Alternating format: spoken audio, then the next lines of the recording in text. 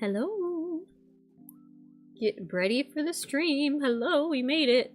An hour later than scheduled, but that's how things go sometimes. I just now finished my dinner. It is 12 a.m. That's how a little taste of how the evening went. But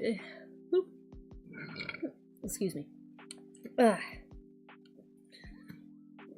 Gather the kiddos. Yep.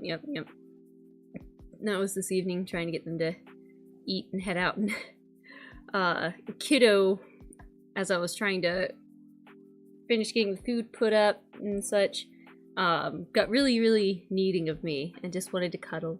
He just wanted to cuddle with me, sit on my lap and cuddle. So then I was showing him pictures of when he was like a little newborn.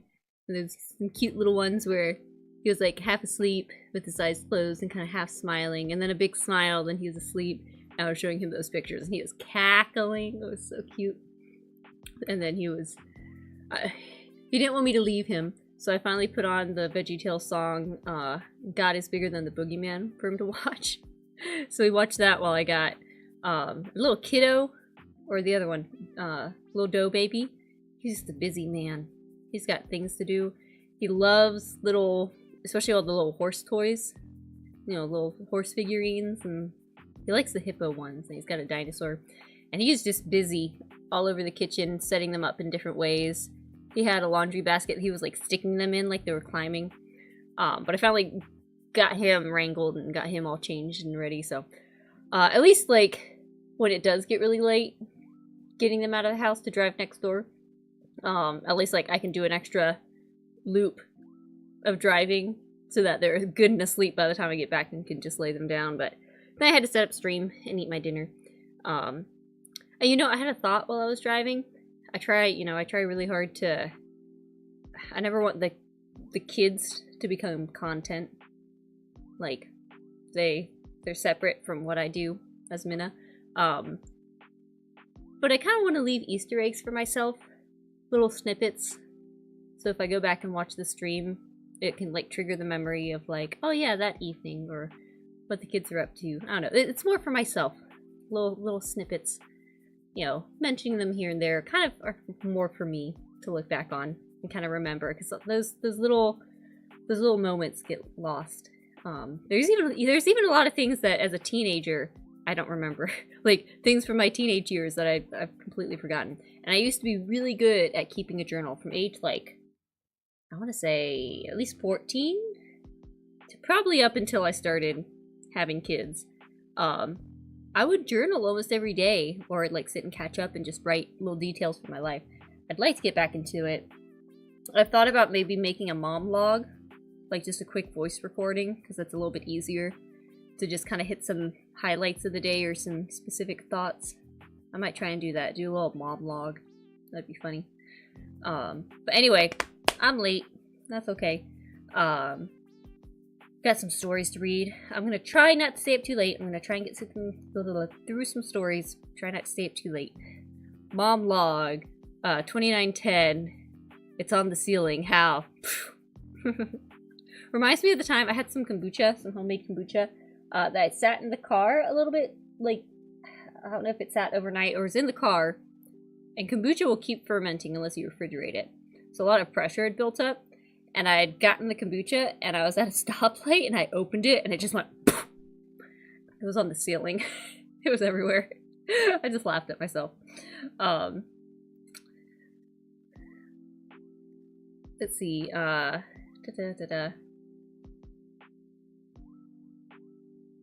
Lots of kid business to take care of. Yeah, pretty much. But we're here. We made it. So welcome in, everyone. Welcome, Wistmore. Welcome in Bradford Walker and Lung. Welcome in Ben Wheeler, Reading Rainbow Emperor. Welcome 27 Way. Welcome USS Liberty Incident. Welcome, that's a funny one, DJ Zimix. But yeah, got some reading, so I'll probably try and jump straight into it. Well, the emotes are very cute. I'm glad you guys enjoy the emotes. I'm gonna see if I can make myself be able to hear the BGM. Hang on. But yeah, I had my salad that I'd made, and I just now finished it. So, that's how it goes sometimes. Let's see. I don't know why it won't give me the BGM anymore to listen to.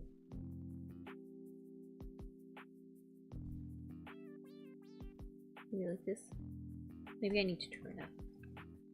I don't know why it won't give me the BGM to listen to.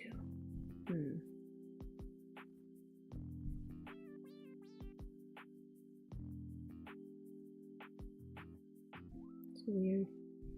Oh well, I'll just be in semi-silence. Except for the sound of my voice. Alright, here. Let's see. So, tonight more rather, we are reading from the fall edition of the Cirsova magazine. So, oh yeah, I was gonna try and get my text up. Will it work this time for me? Where is it? It's like, where the heck did my text go? Come here. Text, wherever you went. How do I get you back? It like ran away over there. I want to get the text. Come back. I shall get the text up.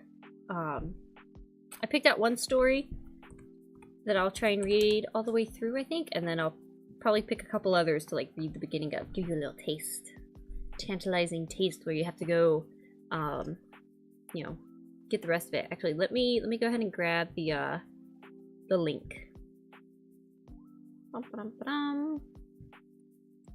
grab the link for the magazine itself.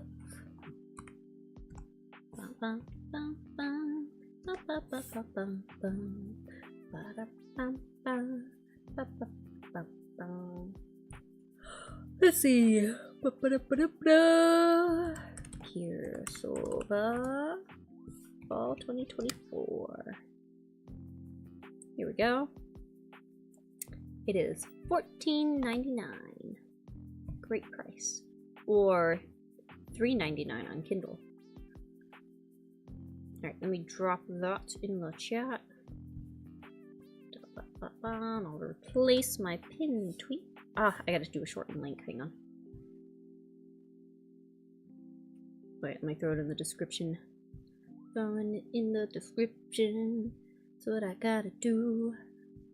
Yeah, because I still have that there. Okay.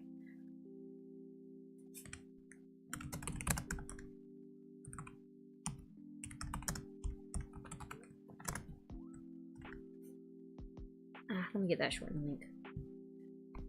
Short link. I need a short link because the Amazon links are so long. So long. Let's see. Here we go.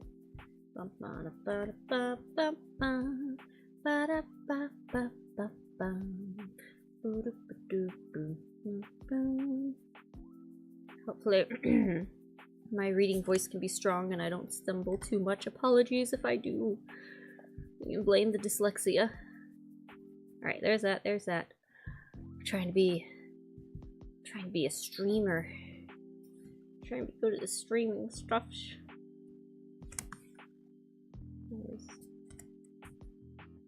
Okay, wait.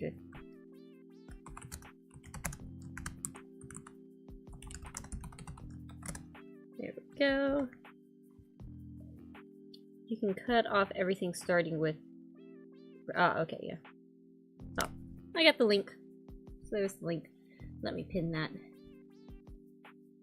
Thank you for the advice, Magic. Alright. I am ready, I think. Oh yeah, I was trying to get the text pulled up. New test. Because it's very big. Color. The text is too big. I like it more like that. There we go. There we go. Now it looks cute. Yay. Let's bring it over here and make it smaller. And now I can put what I wanted to in there, which was the first story we're going to read. Piqued my interest. Let's see. Where am I? I'm over here. There we are.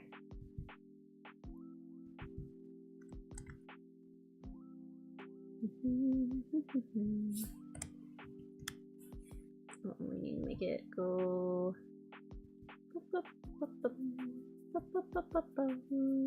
There we go. Ta-da! There, doesn't that look better?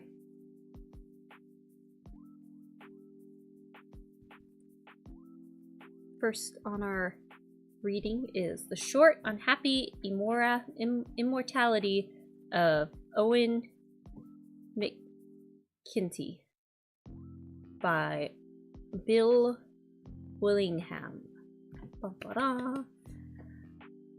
So here we are. And there's the cover of the magazine right there too. So, alright, without further ado, let's use the time we have and try and jump into it. Alright. Hopefully I can read okay. I will do my best. I'm trying to be ready. Alright. Oh, actually, you know what? Let me, before I dig into that, let me just read all of the different things that will be in this magazine, then we'll jump into the story. So, we've got, there's a serial kind of stories, continuing a novel of the Wild Stars, The Superior Griefs, Part 3, by, Michael Tierney. And there is 2 thrilling novelettes, In the Thrall of Tessa Nix by Michael Gallinger? Gosh, sorry. Names are hard. The Ragged Red Masky?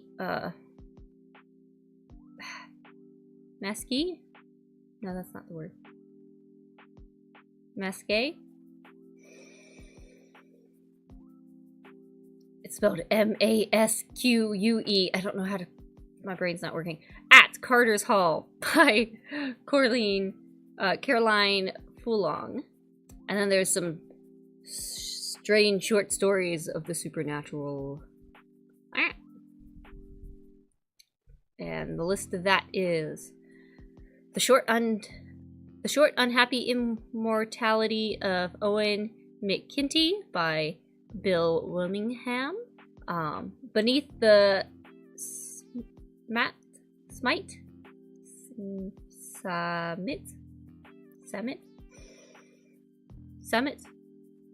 I can't do it. S-A-M-I-T-E. Oh, why can my brain not process this? I'm not gonna panic. I'm fine. I'm not embarrassed. It's fine. It's fine. Beneath the Summit Shroud of the Grave Sphinx by Matthew Pung. Itor. Pung Itor.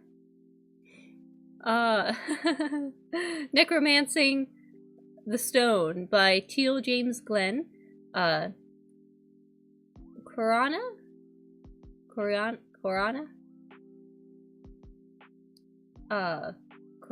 is that Koran?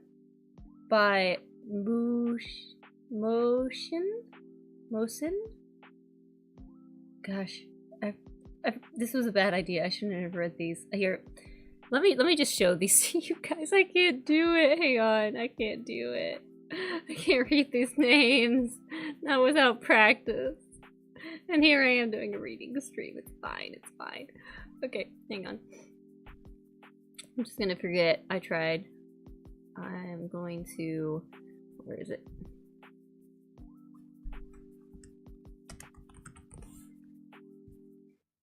One second. I need to do...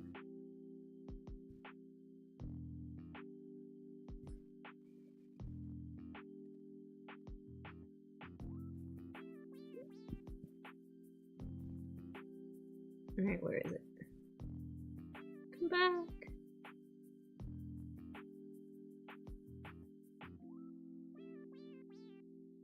Oh, where'd it go? No, not that one. Come on, why is it being weird?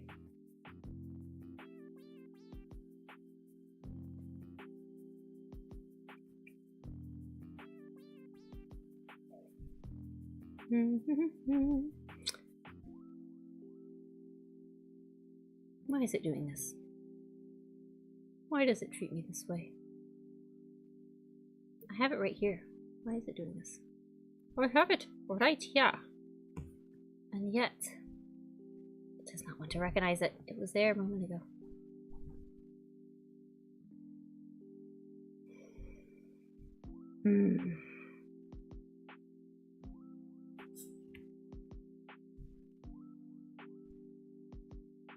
I will figure it out.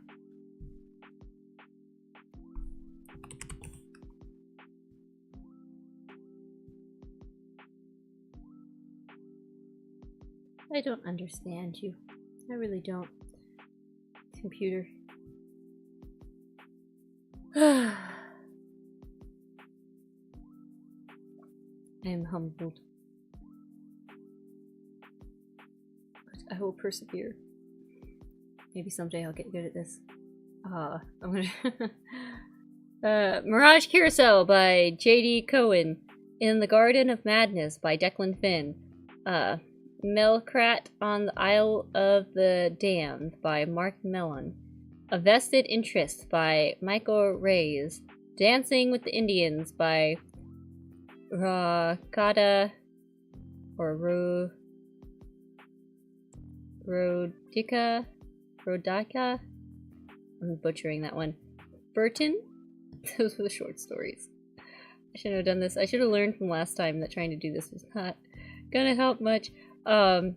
Conclusion of My Name is John Carter. My Name is John Carter, Part 19 by James Hutchings. And an exciting comic feature. Otis Stein, written by Matthew D. Valerie, art by Carlos F. Rodriguez, I think. Okay, I should never read the names. I should do a text-to-speech thing to read out the names. That would be better. Okay, we're gonna get into the story, and hopefully I will do better. I apologize. I try. It'll be fine. Okay. Let's see. Your machine's spirit needs punishment from Milliardo. I don't understand these things. I just know the basics of OBS. I don't know why it was working and then it stopped working. Alright, so we're starting late, but I'm gonna jump into it. Let's read a story. So, The Short Unhappy Immortality of Owen McKinty. Alright. An ancient vampire has plotted his long revenge against the family that has warred with him and haunted his kind. Warred with him and haunted his kind for years and found a new ally in a small-time thug. Vampire story, let's go! Alright. A grand day. Grigor Kabori, I think Kabori. Grigor Korbori. Why is that hard? Grigor Korboi. Grigor Kabori. Is that a tongue twister, or is it just me? Ah! Grigor Korbogi! No, that's not even close. Grigor!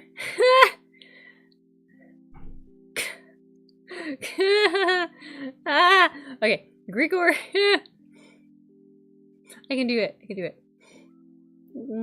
I thought I would have gotten better since last time. Alright. Not panicking. Grigor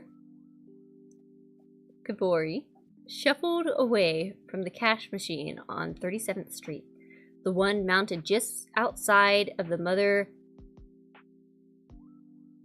Hubbard's kitchen family restaurant. It was dark and it was late. The Mother Hubbard's had been closed for more than an hour, as nearly every other shop along the sidewalk. Only the 24-hour laundromat was still open, but that was down the other way from the direction in which the old man was headed. Oh yes, Kabori was quite an old man. That much was immediately obvious. He was small and stooped. Here, I'm gonna double check that I'm saying that right, because I feel like Kabori is not right. It's gotta be. It sounds Japanese. Hang on a second.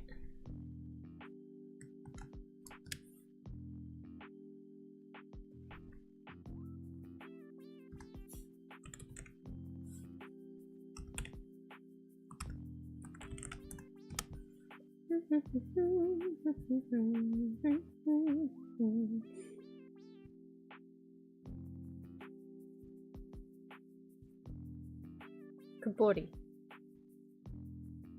Kabori. Kabori. I think I was just saying it right. Alright, I'm back to it. Oh yes, Kabori was quite an old man. That much was immediately obvious. He was small and stooped, and the pale, crumpled parchment of his skin hung over his skull like a loose, dry sack. Only a few tardy wisps of white hair still clung to his spotted pate,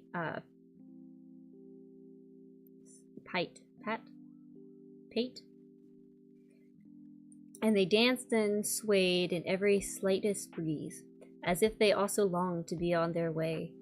He leaned heavily on a cane as he walked with short, tentative steps. For the very old, the simple act of putting one foot in front of another becomes a risky enterprise again, rife with hidden pitfalls. That's right, old fellow, Owen McKinty said, but only quietly to himself. You be careful now. One false step is a broken hip. Owen regarded the old man through cold, reptile eyes. He was across the street from Kabori, watching his slow progress from the concealing shadows of a recessed doorway, a deeper place of darkness in the already darkened avenue. He didn't know the man was named Kabori. He had never seen him before tonight, but Owen knew as much as he needed to know. The old man had crept out into the night to draw cash from the machine and was now on his way again, alone and unprotected. That added up to reasonable provocation in Owen's estimate. Owen left the doorway and padded across the street on an intercept course. He was silent in his worn sneakers. He'd plotted his course expertly, intercepting Kabori just as he was passing in front of an alleyway that divided the block into two similar sections. Without saying anything or even breaking stride, Owen scooped up the old man under one arm and quickly dragged him into the alley's dark mouth. Kabori was light as paper and never uttered so much as a murmur of protest. Work quickly enough, and the victim will be too disoriented to resist or scream. That was Owen's guiding principle, and it had served him well in the past. Owen was big and had beef to him. He'd carried the tiny old man well into the alley's depths before setting him back on his own feet. He took away the man's walking stick, but allowed him to prop himself against one of the narrow alley walls. "Here's the deal, old fellow," said Owen. "I set out this morning to have a grand day, but it didn't turn out that way. So far, I was only able to cheat, rob, and extort people out of $730. That's more than $200 shy of the grand day that I'd promised myself, isn't it?" He talked in a normal, conversational tone, not attempting to whisper or sound threatening. Small time, though he might be, Owen was still a thug of much experience and had learned long ago that a calm, practical tone always conveyed more authentic menace than an angry one. Ah, see, my first assumption going in was the old man was the vampire for some reason. But I think this makes more sense. So you're going to make up the difference by turning over that money you just drew out of the cash machine. Like, I guess the old man being the vampire makes sense. Because I was wondering why a vampire would go after an old man that maybe didn't have, like, I guess he would have the same amount of blood? I don't know, would a vampire go for an old man? Oh, I think they would go for more young, plump people. That's my assumption. Anyway, but the old man is probably the vampire. And right now there's the thug. Alright, let's see. What's Kobori's voice gonna be? He's an old man. Now, why would I do that? No, that's weird.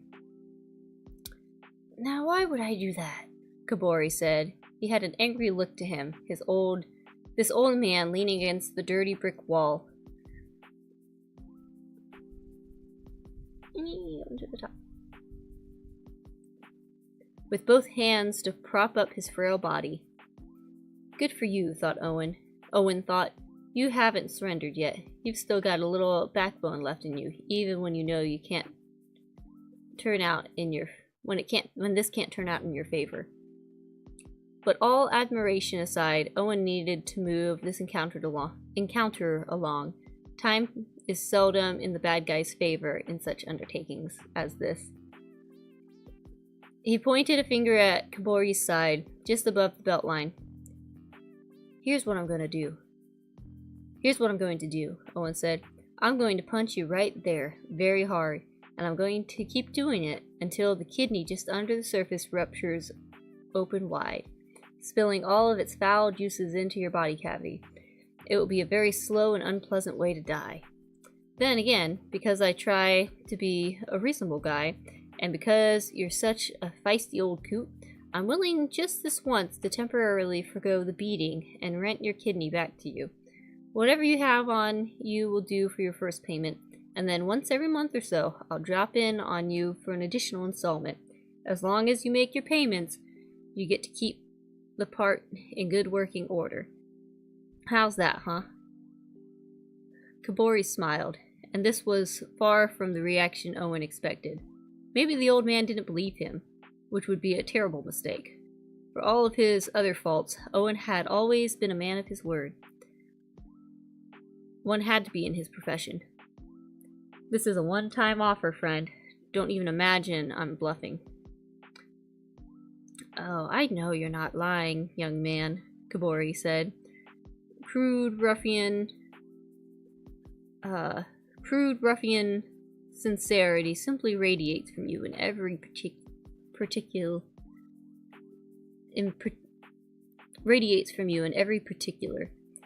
Each twitch and tick of your face and blink of your eyes is a testament to your brutish honesty. I can tell you've delivered the same speech to many a victim before me and had to carry out your threat more than once. You're exactly the man I'd been hoping to find tonight. At this point, Kobori reached up with both hands, grasping Owen's jacket collar with astonishing speed and strength.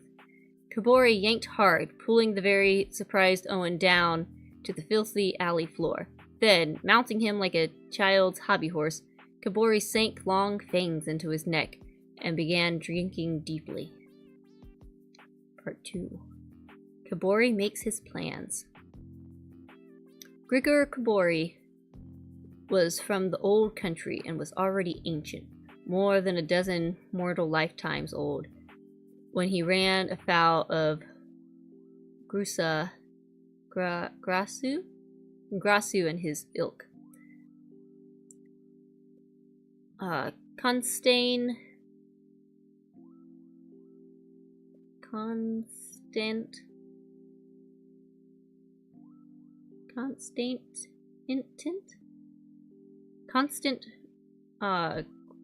Grasu was an Orthodox priest of high esteem, who was also a self-proclaimed community leader and a politician of rather obvious ambition.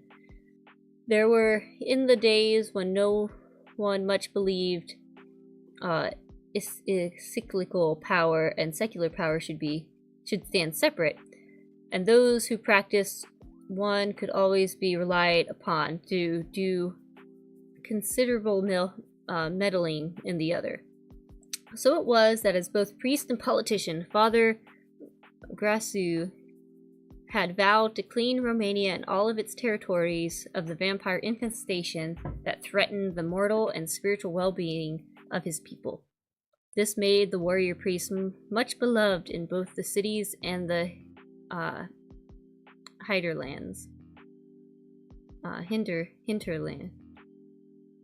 Hinterlands. In return, Kabori vowed to cleanse the earth of Grasu and all of his works.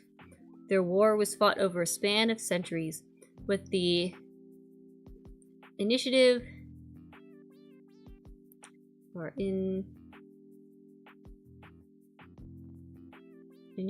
and advantage waxing and waning time and again between the two camps. Their war was fought over a span of centuries, with their initiative and advantage waxing and waning time and again between the two camps. Kabori and his kind had vast and unnatural powers at their command, and an endless span of years in which to carry out their promised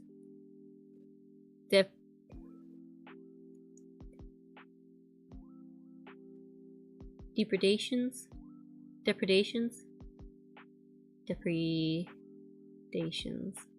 But Grasu and his clan, always at the head of ever-growing ad hoc armies, had the numbers. When Constantine Grasu's natural allotment of years ran out, his younger brother Kisprin took up the banner, and Kisprin's son followed him when his turn came. In the end, by the opening days of the third millennium, when even Romania's darkest corners had been exposed to the relentless scrutiny of the modern world, both sides had suffered crippling losses, and the last vestiges of their very personal war had all but petered out. Vampires were long extinct, except Kabori, and no descendants of Grasu survived, except the grandson of one distant cousin who'd long ago immigrated to the New World. Kabori wouldn't let it end, though. From his deep lair, he reached out with the powers of his mind and unconquerable will, and with the new gifts of modern communication and internet technology. For years he searched, until finally he was rewarded with the discovery of a young Michael Doran Grasu, a star pupil only 8 years out of seminary, had just taken over pastorship of St. Patrick's Catholic Church in a strange and foreign land called Cedar Rapids, Wisconsin. Oh. There's a cool illustration here of the old man and the thug. I don't know if I have a good way to show it, though. Try it one more time to see if OBS will work for me. Oh, now it popped up. Let's see now. Maybe it's a studio mode thing. Ah, where'd it go? Oh wait, I did that. Oh, yeah, there you go. Hang on. Let me fix that. Make it a little easier to see.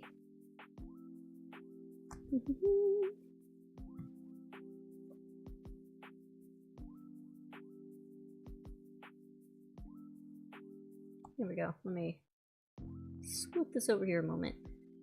kind of see that here. I'll scroll. Scroll from the top. There you go. Here's the illustration. You can see there's the thug over there. Here's the vampire. Old guy. Interesting how even vampires age. Even if it's over time.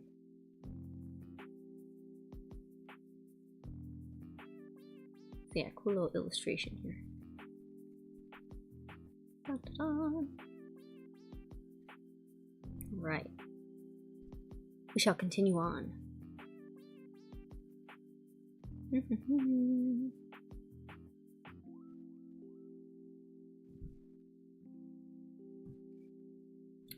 So, you joined the church as well, Kabori said, having... Wait, did I skip something? Oh, just talking about the guy. Yeah, just talking about the last descendant. So, you joined the church as well, Kabori said, having taken up talking to himself in the long years of his isolation. And like your ancestor, you've also willingly neutered yourself, taking up an eunuch's cassock, ensuring that my task will be easily completed, with no whelps of your own to track down. Once I kill you, my age-spanning mission will at long last find its conclusion. Kabori stalked about his lair, making his plans. You never quite got me, Father Grasu. Neither you nor all of your fanatical followers, nor hired mercenaries. Oh, you managed to destroy hundreds of my kind. Sure enough, I'll give you that. But you didn't get me. None of your descendants ever did. Therefore, your sacred vow still remains unfulfilled long after you've rotted away. But now I've got the last of you. My own vow can be fulfilled. It will be. I win. Kabori didn't go out to hunt and drink that night, nor did he go out the following night, or the night after.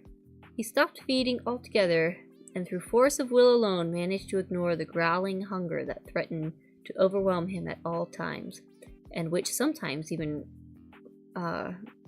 wrecked him with profound physical pain. And as long as he continued to starve himself, he began... Where is it? To age. Ah, okay, so this is why he's aging, because he's starving himself. His red, ruby cheeks became pale and shallow at first.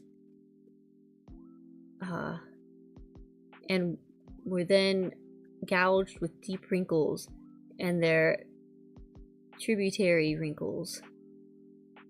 His black, luscious hair turned gray, then white, and then began to fall out.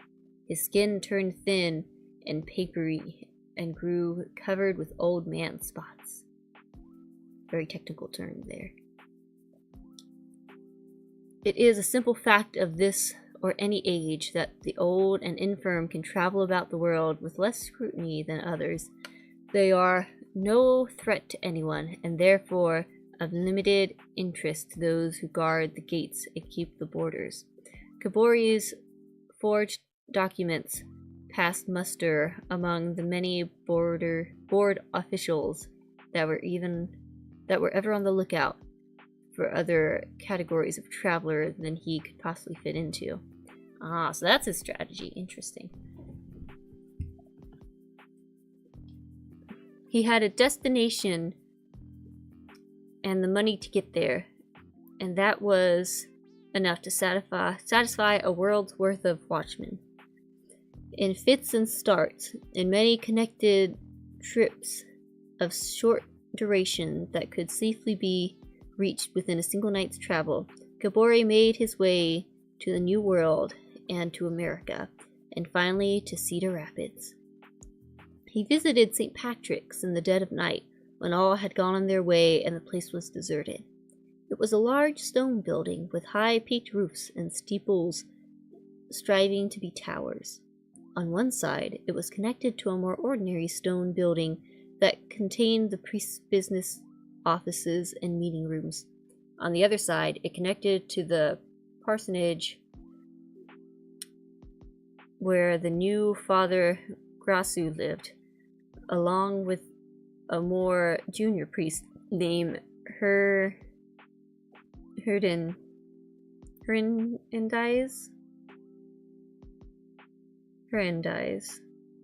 who was in training to lead his own parish someday. And in one corner of the church grounds, there was a small attached cemetery where some of the very important clergy and rich parishioners of past generations were allowed their eternal rest within the enclosing stone walls, right on the holy grounds. "It's perfect," Kabori said. The exact architecture of his final revenge appeared to him all in a rush. He rented a room around the block from St. Peter's. During his travels, he'd fed, but only when it was absolutely needed.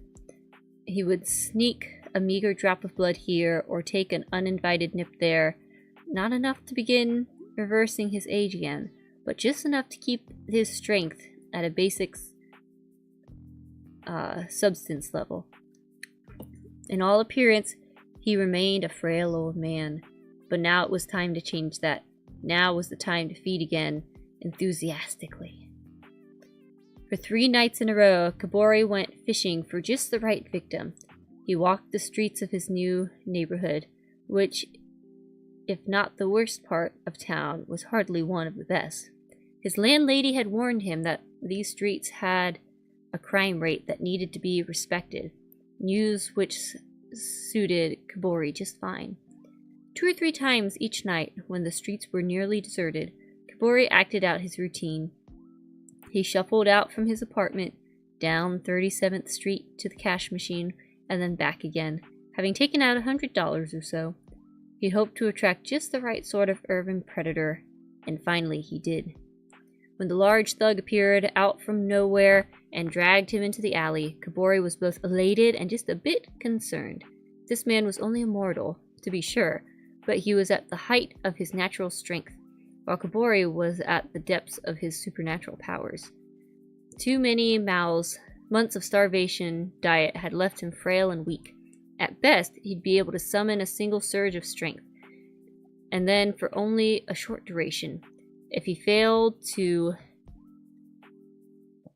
overcome the man with his first attack, he doubted he'd have enough reserve to survive the mortal's natural response. As it turned out, Kabori needn't have worried. His would-be mugger was taken entirely by surprise. Kabori sank his fangs into the fellow and drank deep and long. As he did, so he could feel his long-absent supernatural vigor return to him in a joyous flood. In moments, his limbs began to regain mass and muscle. His skin smoothed itself and softened and turned from pale white to a very healthful pink. Once again, he enjoyed the kind of strength in his hands and fingers that could crush stone and bend steel. As he drank, Kabori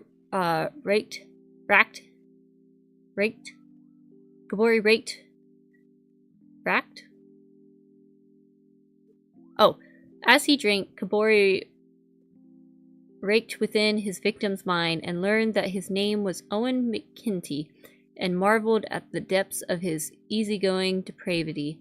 Such a delightful young sociopath Owen was. What a truly lucky find. Even when Kabori had drunk enough of poor Owen's lifeblood to state himself fully, he continued to feed, ravenously and without let-up, intending to drain the man completely, taking him beyond the point of which one can safely feast off a victim. For the first time in a very long time, Kabori intended to take his victim beyond the terrible veil. He was in fact building himself another vampire. When his gruesome work was finally done, a newly young and handsome Kabori hoisted Owen's limp and miserably lifeless body over one shoulder, carrying the dead weight easily. Then he ran with his burden through the darkest and most deserted of the local streets, almost too fast for human eye to follow, until he reached the St. Patrick's churchyard. Kobori threw Owen's body over the high stone wall and followed it in a single impossible leap. Once inside the tiny graveyard, Kobori knelt down in the sacred earth, ignoring the pain it caused him, and began to dig, scooping the moist sod with his hands and clawing it with his fingers. Oh, I wonder what he's doing. Take a little drink of water here. Welcome in, Vampire VTuber Vixen. A very timely entrance as we're reading a story about a vampire. LOL, they always make the names hard to read. It just takes me a minute. And I think I'm doing it right. If I really can't get it, then I look at how to pronounce it. I like the gothic style of the black and white illustrations. Yeah, it looks nice. A lot to take in. Alright. Part 3. Conversation with the dead man. Owen McKinty woke up again almost 20 hours later. He was confused, paralyzed, and in a lot of pain. A great weight of earth pressed down on him, enclosing him on all sides. He couldn't breathe because his nose was clogged with dirt. When he tried to scream, he found that his mouth was also packed with earth. He began to panic in earnest. "Stop that nonsense this minute," a commanding voice... Let me do that again. "Stop that nonsense this minute," a commanding voice thundered in Owen's rapidly shattering mind. "Who's this?" "I'm called Grigor Kobori. I am the man you tried to steal from last night and whom you threatened to kill. Now, I'm your master." "What have you done to me?" "Isn't it obvious? I killed you, boy. But that's not always the end of things, is it? Now, I'm making you into something beyond life and death, something far removed from simple animal mortality and morality." I think that's what it says. "It hurts." "I imagine so. It sure hurt me when I was turned. Then again, that was so long ago, it's difficult to remember distant agonies." "Where are you?" "Nearby. It's of no concern to you." "Why are you doing this to me?" "Because you were scum and of no use to the world. But you can be of use to me. I planted you in the graveyard of a church that offends me. It's run by the last enemy I have in the world. It's all of the ages, in fact. In all of the ages, in fact. No. It's run by the last enemy I have in the world. In all of the ages, in fact. I intend to kill him soon, but before I do, I'm going to destroy all of his works, including his precious parish. In another 2 days, your transformation will be complete. Owen McKinty, you entered that earth a corpse, but you will rise from it again as one of the undead, and in so doing you will have thoroughly corrupted that path of holy ground you occupy." "Undead? That's vampires, right?" "Don't interrupt me, boy. You're the first, but over the next few months, I'm going to provide you with many brothers and sisters. I intend to fill that yard with deserving corpses and raise up an impressive crop of monsters until every bit of that soil is corrupted. Somewhere along the way, St. Patrick's Church will suffer catastrophic desanctification. It's inevitable. Once a sort of critical mass is reached with what I'm doing to you and those to follow, then I will be able to enter that miserable place and strangle young Father Grasu on his own altar. That will be a sweet bit of business." "But I'll be a vampire? I can live forever?" "It's not living, boy, and it's not death. It's something else in its own category. But I will rise again as an immortal?" "Most assuredly. In 2 days' time, before that, the pain will fade. And all I have to do is lie here until then, and keep your wits about you in the meantime. I won't abide crazed vampires wandering about, calling attention to me and my work. As far as I'm concerned, once you've corrupted that soil, you've served your purpose. I can destroy you without a second thought afterwards, unless you show me you can control yourself. Owen still felt a deep desire to panic, but added to that now was a rapidly growing sense of giddy anticipation. Being a real, actual vampire would be so cool. Bum, bum, bum. It's a devious plan he's cooking up, this vampire.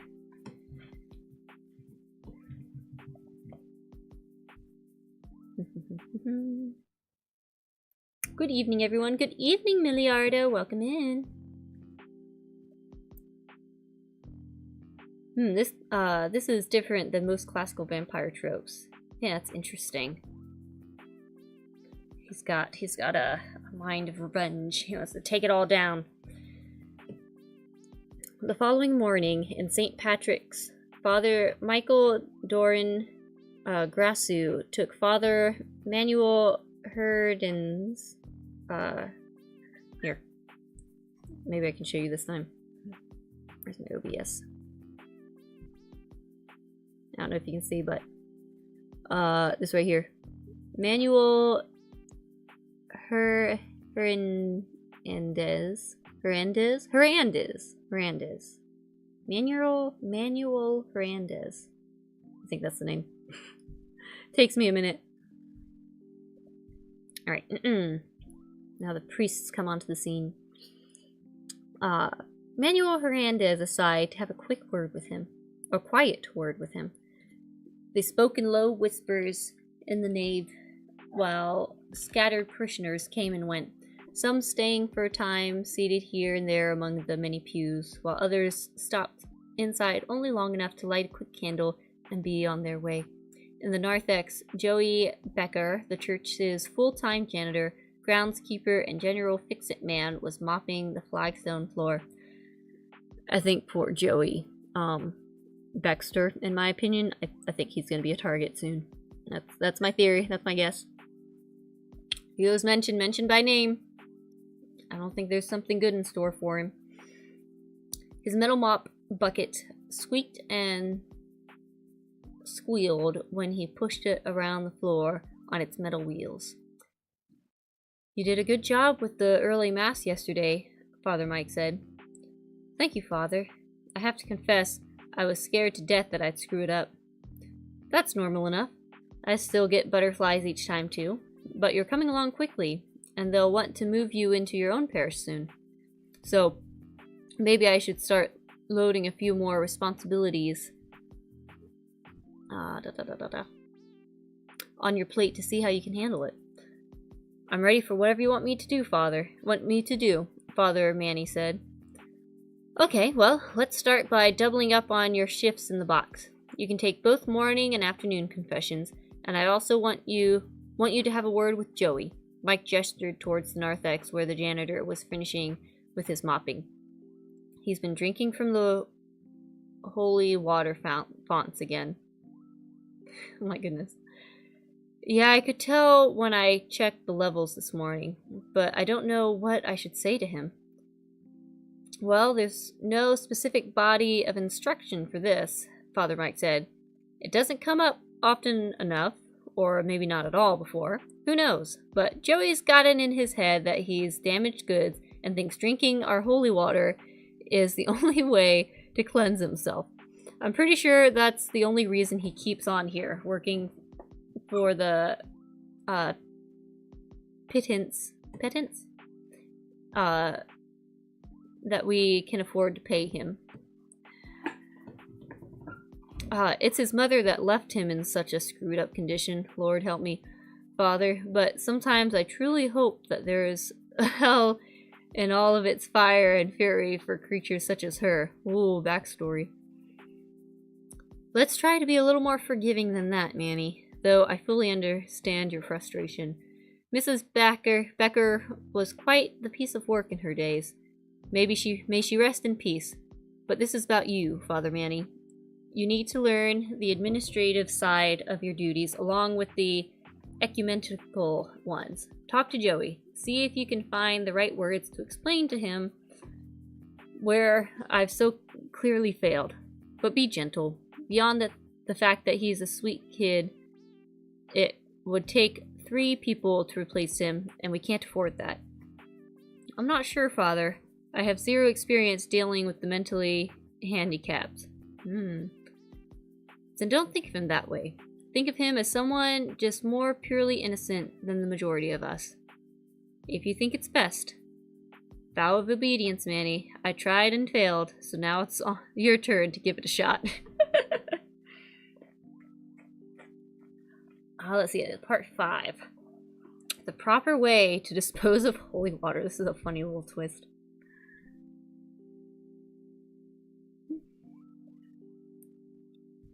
Let's see here. Father Manny approached Joey in the west garden when he was trimming the rose bushes.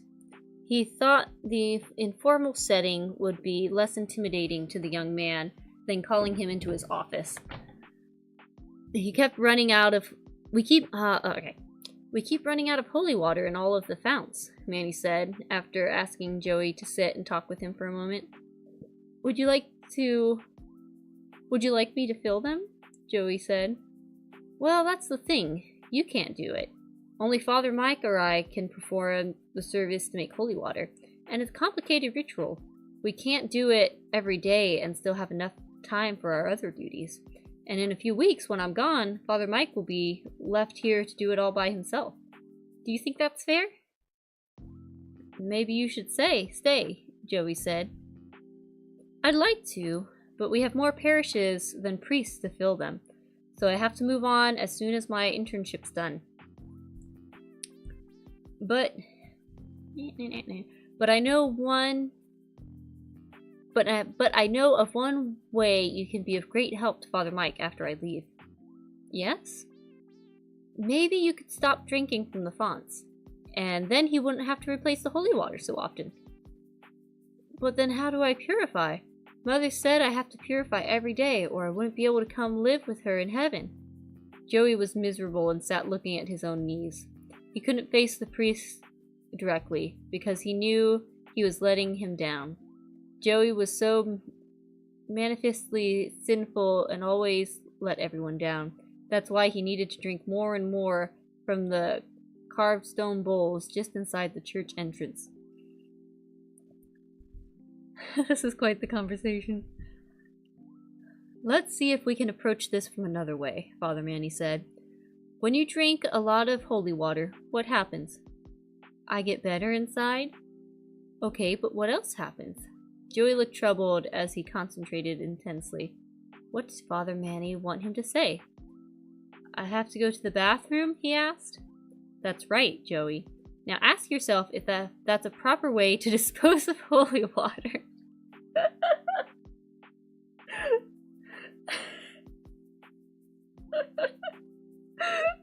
Oh, I mean, oh, that's kind of clever. Oh. Don't sniff petrol from a can. Don't drink holy water from the fount. Yeah, Milliardo. Don't be Rama. Don't pee out the holy water. Oh. I gotta take a second to process that one.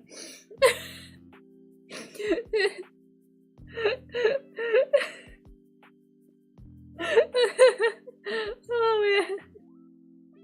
That's good. Oh, that's... Alright, let's see. That's right, Joey. Now ask yourself if that's a proper way to dispose of holy water. I don't know. Of course you don't. So let me tell you what very few people know. Holy water can't be thrown away like normal water, or just flushed down the toilet. In fact, on those very few occasions where Father Mike and I have to dispose of leftover holy water, we're required to treat it just as if we were burying someone. Oh man, what's this kid's logic gonna do with this information? We literally take it out of the graveyard. We literally take it out to the graveyard and give it its own interment service. And its own ritual. So, in light of that, do you think it's still okay to keep drinking our holy water and then flushing it away every time you go to the bathroom? No, Joey said. Because Joey, this is what Joey's gonna think. He's gonna think he needs to save all of his pee and hand it to Father. That's what he's gonna think. That's what's gonna happen. This is where this logic is going. He's gonna be like, well, I can't flush it down. But he's very stuck on needing to drink the holy water. You've got confession right there.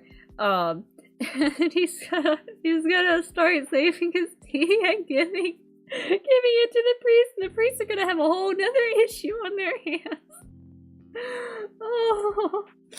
I don't know if you can see my rigging anymore because my hand is just over my eyes. Oh my goodness. What is this comedy in the middle of my vampire story? Clip it and ship it, yeah. Or use the graveyard as a urinal. Yeah, that might be a bit better. He's gonna go out there to take a piss, and then he's gonna pee, and then the ground's gonna move, and the vampire's gonna come out. Or he's gonna piss on the vampire, and then the vampire will be, like, destroyed. It'll just turn into this new battle of the vampire keeps trying to bury other vampires in the graveyard, and this guy just keeps going over and peeing on the spots and reversing his work. Man, this is way too this is too late at night. Oh my goodness. Oh, I can't get over this. Oh my gosh. Joey, WoW gamer arc. He's gonna start having like a whole collection. Okay, we gotta we gotta see what happens. Alright. No, Joey said. Good. I knew you could see our dilemma. If we just took the time to explain it to you. Father Manny stood up from the garden bench. I don't think he understands. Giving Joey a pat on the shoulder.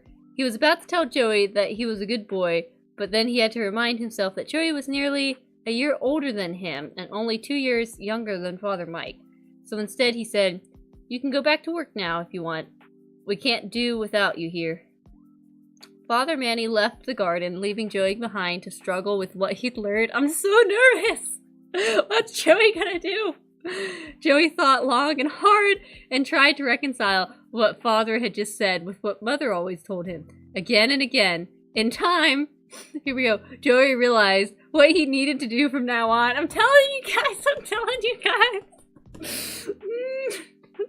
you! Ah, the suspense. What's Joey gonna do with his pee? That evening, after I can't even read. He'd continued to drink his fill of holy water throughout the remainder of the afternoon, and when his bladder was full to bursting, Joey walked out to the attached graveyard to relieve himself. See? Okay. At least he's not collecting it in bottles, okay? At least he's gonna just save it all for the graveyard. I can't! What a plot development! What a way to move the plot along! Oh my goodness. My goodness, Joey. And how's this gonna turn out? For better or worse? Oh... Look, even Project Melody isn't going to give you vampire golden showers. What? Alright. Alright. Where are we? Well, he went out to the graveyard to relieve himself.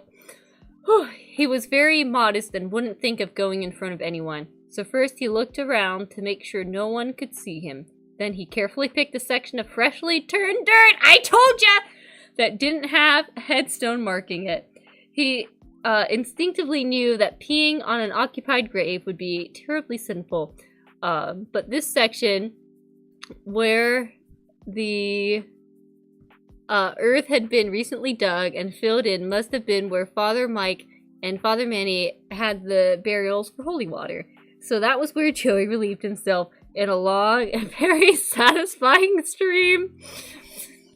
Joey simultaneously felt good that he was finally putting the used holy water out where he was supposed to, in the graveyard, while feeling guilty about all the times he had sent it down ordinary toilets.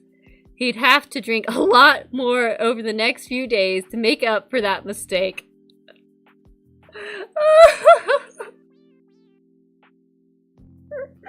Oh, man. Oh, the poor priests are gonna have to make so much holy water. They should just make, like, a giant batch specifically for Joey to drink. Joey needs his own holy water. You know, you're not gonna change his mind on this. You need to get one of those, like, office, cooler, the 5-gallon big jugs, specifically for Joey. Just make all of that, like, that's his holy water. Have a special holy water fountain just for poor Joey, okay? And let him go piss in the graveyard. That's all this boy needs, okay?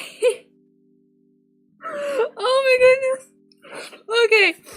Okay, let's see. Okay, I think we're towards the end here. Part 6. The Prince of Piss! Yes! What a title. Later that night, long after Joey had come and gone, and after Owen McKinty had concluded his silent conversation with his new vampire master, the first traces of Joey's much diluted holy water seeped deep enough in the ground to reach Owen's resting place. Wherever it touched him, he began to burn in agony that made his normal transformational pains pale in comparison. Very little of Joey's sacrificed urine made it down through the 3 feet of earth in which Owen was buried, and what did get there wasn't at all pure enough to end Owen's profane new existence quickly. It took 2 long days and several trips by Joey to relieve himself out there for his partially holy piss to fully dissolve the foul creature lying there. Owen McKinty died for the second time so slowly and so painfully that he was quite insane by the time he finally faded into nothing at all. Oh, what a way to go! What other vampire in history has had such an ending to him? Oh my goodness. Yeah, just give him a jug every day. I did call it, though. I mean, my author brain thinking ahead. I did call it. Possibility was there. What a price to pay. I mean, he seemed like he probably deserved it. But my goodness. Alright, part 7. A true holy man. I was expecting like a big fight between the vampires. I was not expecting this. Like the vampires and the priests. The priests don't even know what's going on. Joey is taking care of it. Joey is taking care of it. It's all good. Priests don't even have to know. In the fullness of time, on the 3rd night after Gabori had drained Owen dry enough to turn him, he visited again the makeshift gravesite where the walls of within the walls of St. Patrick's. What he found there astonished him. Not only was there no new vampire clawing itself out of the corrupted earth, the patch of earth had increased in sanctification now, more purely holy than it had been 3 nights previously. Merely standing on that dirt caused him pain, such as he had not felt in uncounted lifetimes. The holy piss is strong. Threatened to drive him screaming and wailing from the churchyard. What could have happened? What could have happened indeed? Could it be that Father Michael Doran Grastu was a churchman so powerful as this, to be able to destroy vampires and restore corrupting earth so easily? His ancestor was never so gifted. But then again, Constantine Grasu could be a profane and earthly man. Unlike most priests, he was always more at home on the back of one of his war horses swaying a damned mace over his head, than within the walls of his parish. This new Father Grasu seemed a different sort completely, perhaps a true holy man. Fearing that Michael might be the one to finally make good on the Grasu family pledge to rid the world of him and his kind, Kabori decided to return immediately to his native Romania and his deep and safe lair. Only the strength seemed to have gone out of him. His legs burned with agony and buckled beneath him. Perhaps if he could just rest here a minute, despite the searing pain. And that's the end. Oh man. What a story. What a way to end a vampire without even knowing it. Oh my gosh, that was so funny. Oh man. Joey didn't even know it. I want to know more about Joey and his mom. Man, Joey is such a hero. Respect for my man Joey. And his misunderstanding of things and his insistence on drinking holy water. Oh man. And then the vampire being scared like, oh no, how could this guy, how did he do it? Do you think Owen was pretty pissed off when he died? Probably. He was definitely pissed on. Oh my gosh. Oh, that was a good twist. Oh man. That was great. Man. Oh, I wonder, yeah. I guess the only thing is like the Kabori had gotten all his strength back. But I guess it wasn't enough. That was something. I need a second. Man. That was something. Oh, I saw it coming, but man. Oh, that was something. Alright. Props to, Bill Willingham. That was good. I like that. Alright, Bill, Willingham is an American writer and artist of comics known for his work on the series Elementals and Fables. He's got a little website here. I'll throw his website in chat real quick too.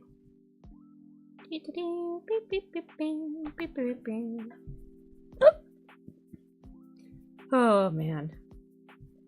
That was good. Alright, there's his website. Let's leave that there. Oh man, I need a second. What did you guys think of it?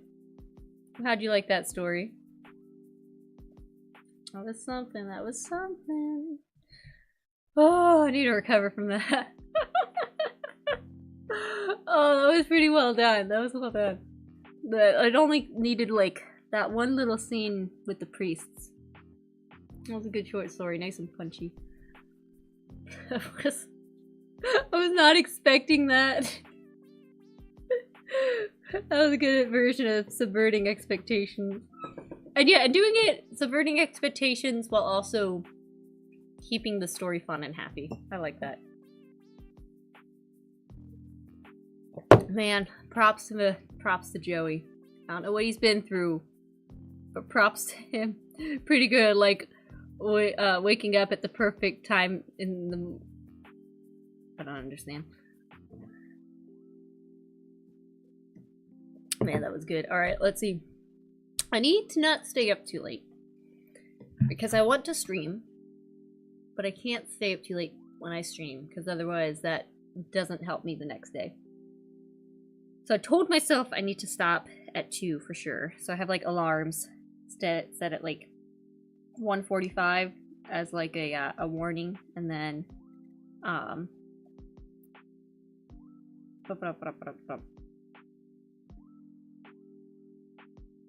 and yeah, like 1:45 and then another alarm at like 1:55 just to make sure I wrap it up. Alright, but I want to read, not a whole story. I want to read some like beginnings of some of the other stories. So let me scroll through and see which ones pique my interest. Let's see here.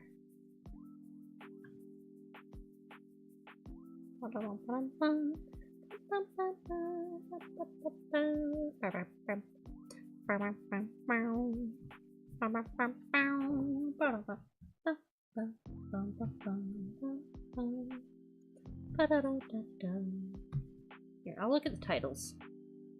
That one seems interesting.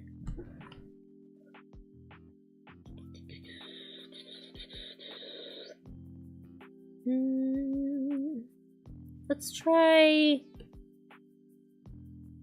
The Gardens of Madness sound fun by Declan Finn. We'll read the very beginning of that. I'm going to try and read just like the first little bit, the first hook of some of these other stories.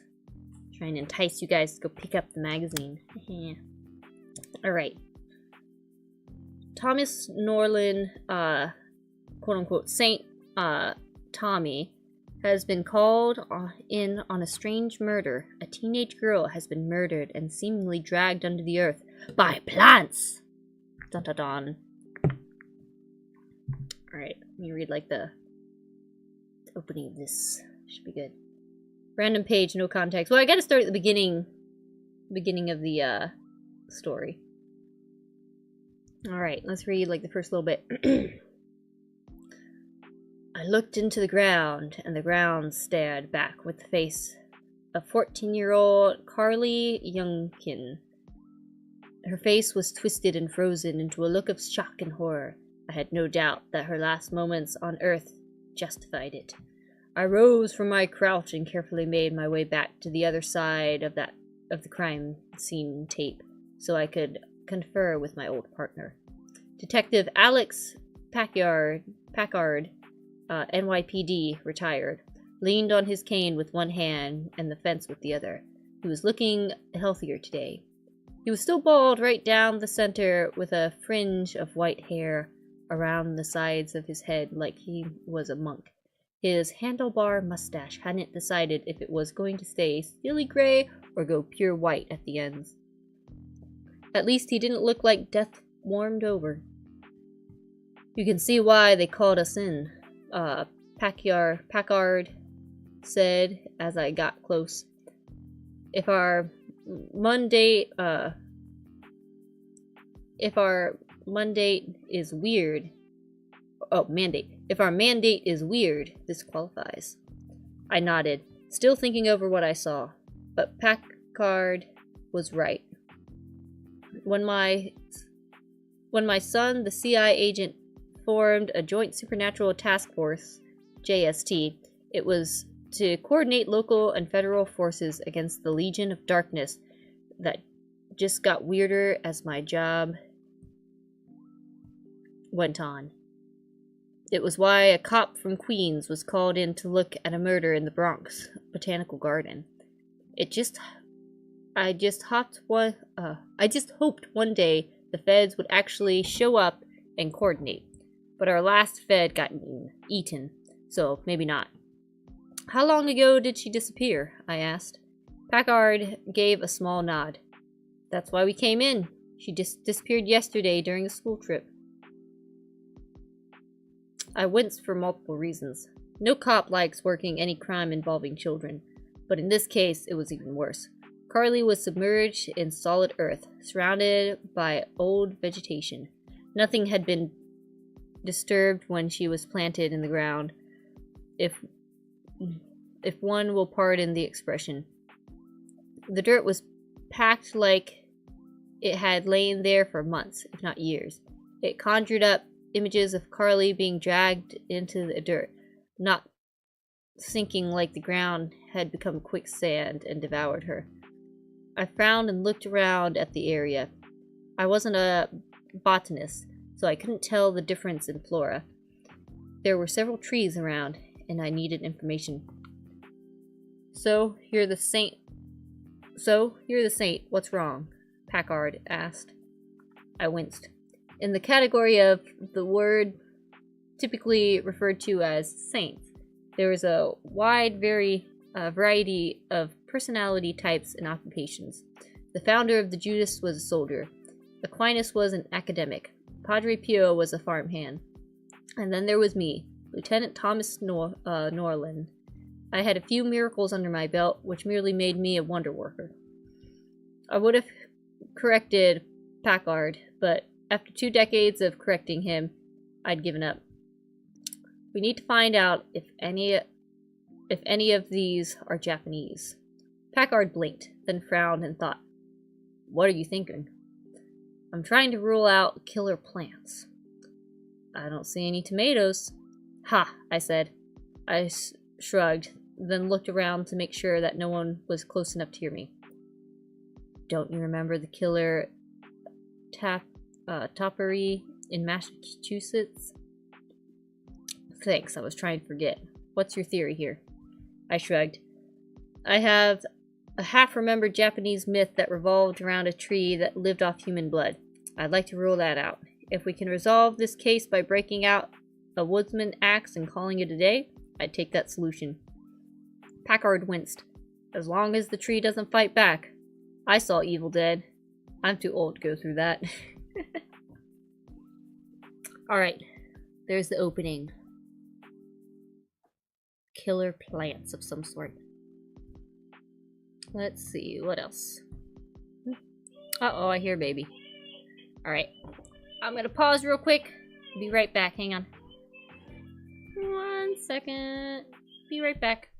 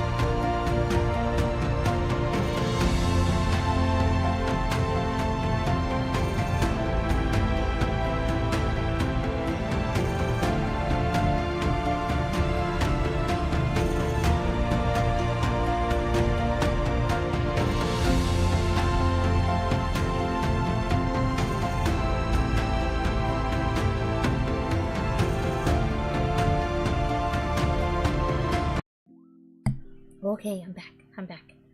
I will be wrapping up. I'm gonna see if I can set a raid now, and then I'll do another quick sort of snippet of a story, and then we'll call it a night. So let's see. Who is live right now? Who is live?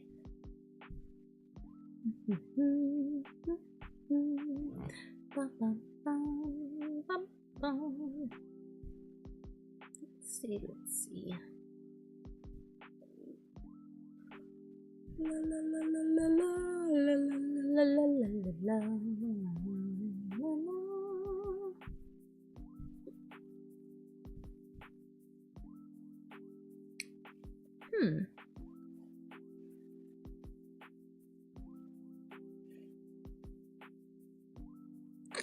How do you say it?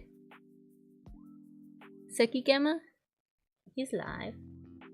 You can raid him. He's going over VTuber guides and why they're bad. Ah, okay, that's pretty fun. Like a VTuber growth guide kind of books or something. Alright, I'll set my raid to him. So that's set. Alright, let's see. One more story. One more story. It's gotten chilly around here recently. Enough for like jacket weather. Whew, it's kind of nice to have a bit of a fall weather, pumpkins and all that. We're playing with the horses this evening. Past 2 evenings actually. It's been nice. Alright, let's see. Going to over here. And let's see. What do we want to do a little snippet of next?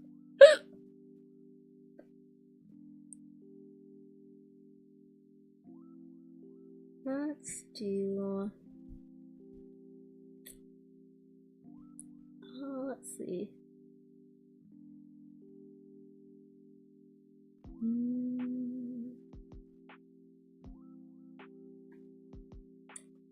Let's see.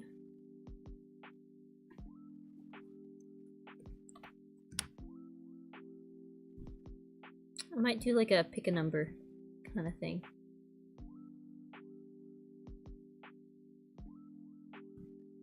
Oh, there's the comic. Comic would be hard to show. Here, you can see the art style real quick though. Ta-da! There's the art style for the comic. Or the opening thing. It's pretty neat. Pretty neat. I think we'll pick something else. Oh, here, let me go to the top and show you guys everyone that I couldn't pronounce their names of. Here we go. That's most of the stuffs.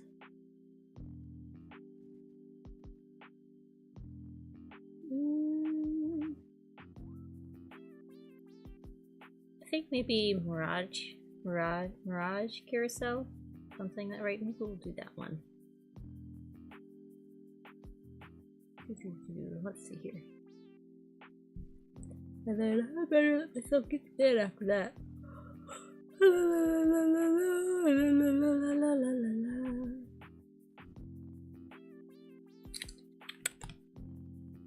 Let's see. When a coven of witches all but usher in the end of the world, Nick seeks the one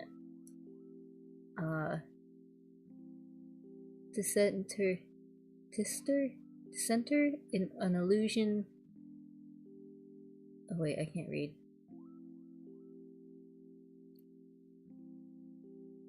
Nick seeks the one dister in an illusory. Okay, hang on. Maybe I can't do this one. I can't read. Hang on. Might be. I don't know. Maybe it's a bit too late. Here. What I'll do instead of trying to like read the snippets, let me go through each story and read the little descriptives at the beginning. I think that would be better. I don't know if I can last through reading another part of a story. And I'm feeling a bit tired. It would be good to act on that. So here, I'm gonna start at the top here.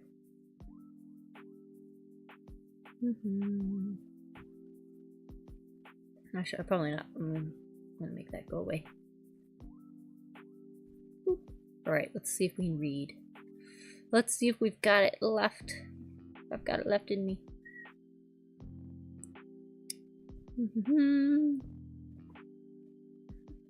Alright, let's see.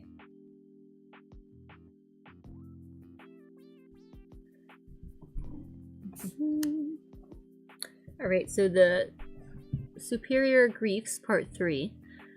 The Gravedigger 2 is on its way to Earth with not one but 2 packs of griefs. The fate of the galaxy will be decided with Earth in the balance as a secret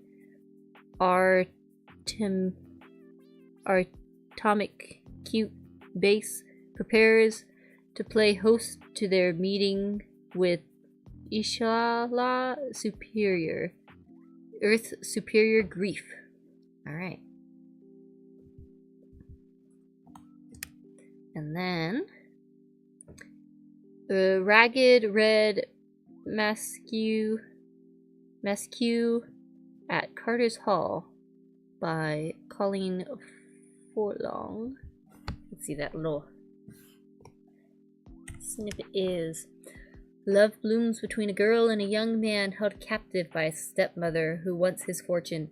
Only a troop of Irish rovers can help the forlorn couple escape. That one sounds fun.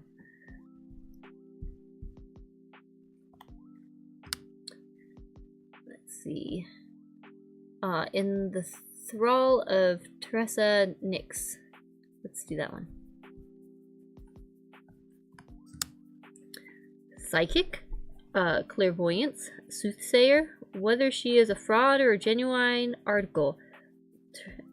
Tessa Nix is in town giving life readings at a large event and needs protection. Interesting.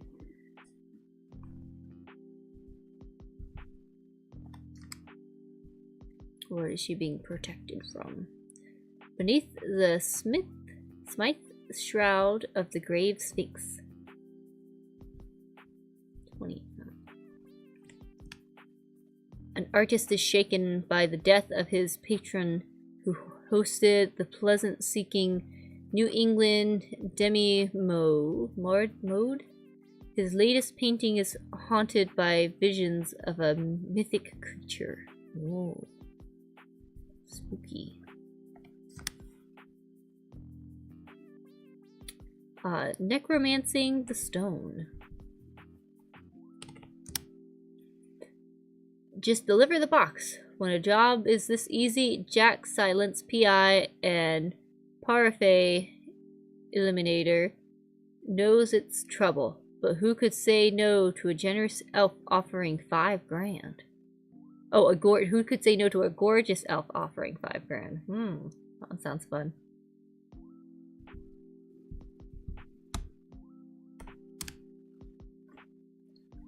Let's see. Korana? Korana? I think that's how you say it.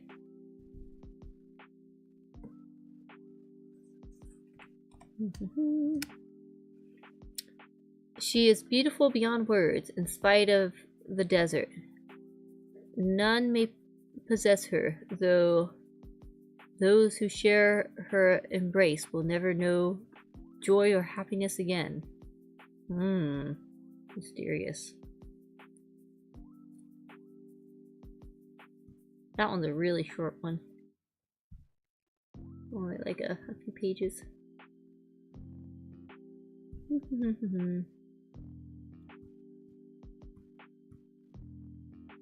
Let's see here.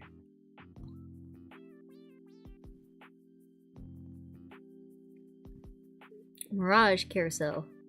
Oh yeah, with a coven of witches, all but ushers in the world, and ushers in the end of the world. And Nick seeks the one dissenter in an illusory.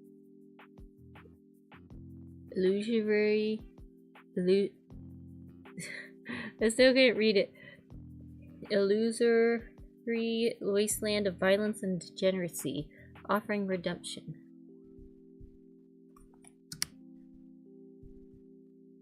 Alright, what else? We have the...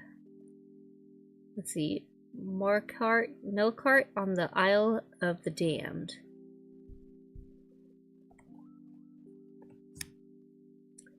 Markart's business partner is drugged and kidnapped, and their goods taken without payment. The Brotherhood intends a human sacrifice to summon an evil god. Dun dun dun.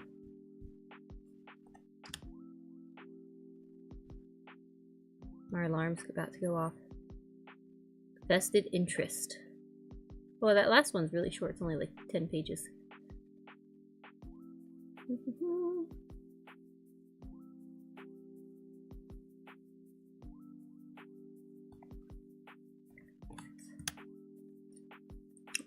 Clock. The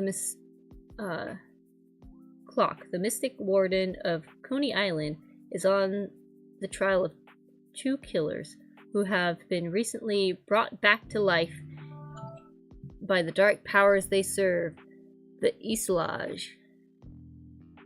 Interesting.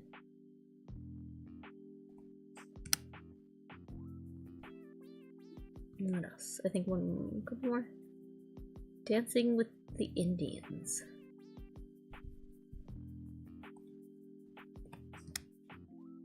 Psychic agent Lorana has fallen captive to French and Indian raiders. As the orgy of violence begins, she realizes her powers of suggestion have failed her. Sounds like she's in trouble. Let's see. Alright, my name is John Carter. This one's interesting. I'll have to ask if this one's like a reprint. Let's see. Author James Hutchings lives in Melbourne, Australia. He posts on YouTube as Good Looking Corpse Music and Let's Make a Game development. Oh, neat. Okay, so you wrote that one. And then the last is the, what's it? Comic down here. It's also one of these.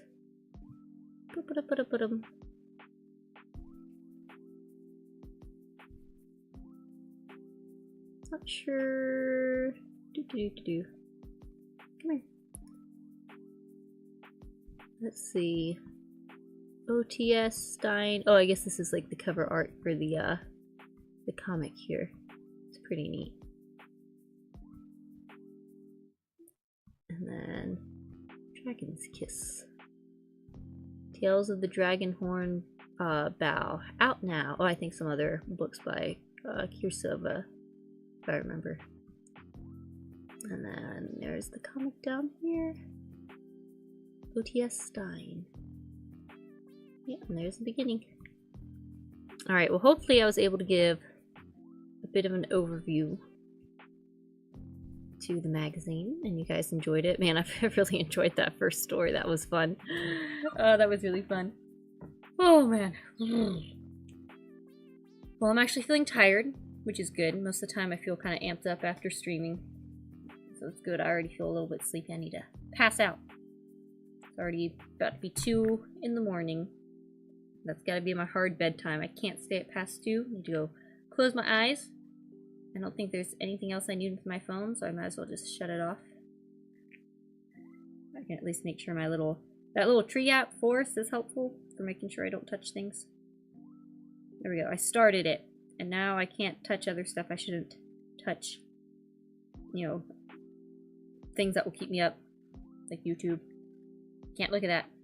Otherwise I'll have to kill my tree, and I don't want to do that. So, I'm set. Yeah, who could have predicted that ending? Yeah, it was pretty funny. Random question, Minna. Favorite flavor of ice cream? It depends on my mood. It really depends. I do love a good, like chocolate raspberry of some sort. That's always good. Matcha can be good. I've had some matchas I don't like. I think when I was a kid, there's an ice cream called Moose Tracks I really liked. It had little, like, chocolate caramel bits. Really depends. I think once I was denied any more sampling privileges at this one place because I was sampling too many of the ice creams to try and figure out what I wanted to get. And they cut me off. They wouldn't let me sample any more ice creams. My siblings laughed at me. But it's hard. I want to know what ice creams pair together. A good coffee ice cream's good. And then, yeah, it's all about pairing stuff together. Usually if you get, like, 2 ice creams, like go into an ice cream shop and get 2 ice creams, you gotta pair them together nicely. Something that complements. Ooh, I've had a good pumpkin ice cream lately. That was good. I like that one a lot. I know Kiddo's favorite ice cream is vanilla. He likes a good vanilla ice cream. Alright, well, I shall leave off there. I hope everyone that came had a wonderful time. Thank you so much for stopping by and enjoying a little bit of reading. It was fun. Hopefully, I need to remember not to try and read the names at the beginning. Oh wait, no. Okay, I'm glad I double checked. Seki Gemma, his stream's already ended. So let me see who else is live. I need to change that. Who else is live? Let's see. I always gotta remember to double check.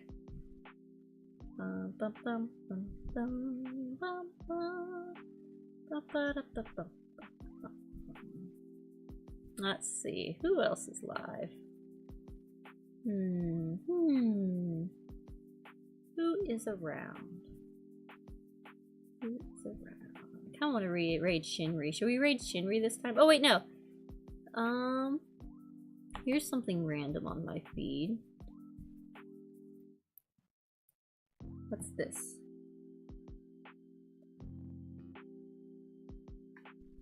Nothing's happening yet. Seems there's some debut subathon by Cat Rolls.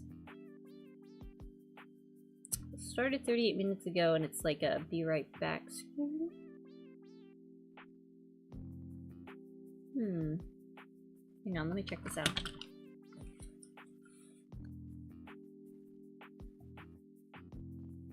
Maybe I'll chat until she comes back and then I wonder if she's got raids turned on or not. Let's see. She's got like a little debut kind of thing happening. Let's see. Let me raid. Please let me raid. No! Why is it always turned off? Maybe we'll manual raid. Maybe. Let me go look around some more. Because she's not there right now. Who else? Who else? Or should we just raid Shinri? I've raided Bettle before. Should I raid Shinri? Could be fun. Look up Galaxy Star. Okay, let me look it up.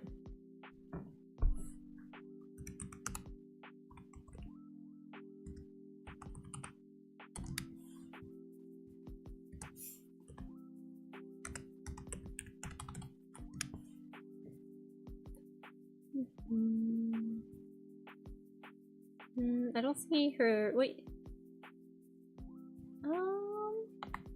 That's kind of a. There's a bit of a live. That's Japanese.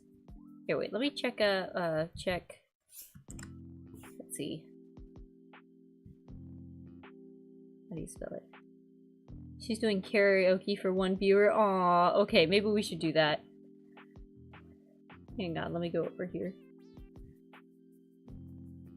Oh, and there's baby again. Okay, let me see.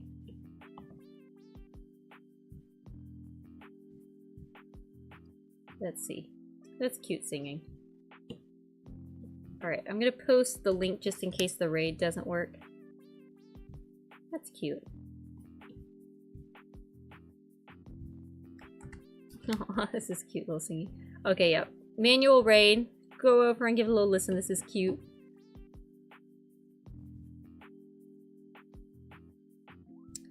Alright.